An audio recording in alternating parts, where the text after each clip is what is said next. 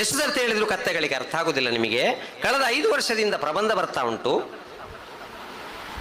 ತೆಂಗಿನ ಮರ ಕಲೀಲಿ, ಈ ವರ್ಷವೂ ಅದೇ ಬರೋದು. 8 ಮಾರ್ಕ್ ಉಂಟು. ಮಕ್ಕಳಿಗೆ ಆಯಿತು 8 ಮಾರ್ಕ್ ಸಿಗ್ಲಿ ಅಂತ ಚೀಲ ಮನೆಯಲ್ಲಿಟ್ಟದ್ದು ತೆಂಗಿನ ಮರದ ಬುಡಕ್ಕೆ ಹೋದದ್ದು.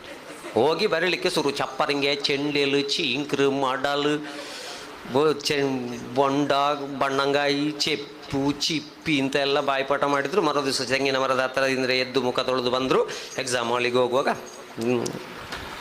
ಕೈ ಭಾಷೆ ಮಾಡೋದು. ತೆಂಗಿನ ಮರ ಕ್ವಶನ್ ಪೇಪರ್ ಕೊಟ್ಟು ಬಿಡಿಸಿ ನೋಡ್ತಾರೆ, ಕುದುರೆಯ ಬಗ್ಗೆ ಬಂದಿದೆ. ಎಲ್ಲ ಅಪ್ಸೆಟ್. ಒಬ್ಬ ಬರೀತಾ ಇದ್ದಾನೆ, ಟೆನ್ಷನ್ ಇಲ್ಲ ಅವನಿಗೆ.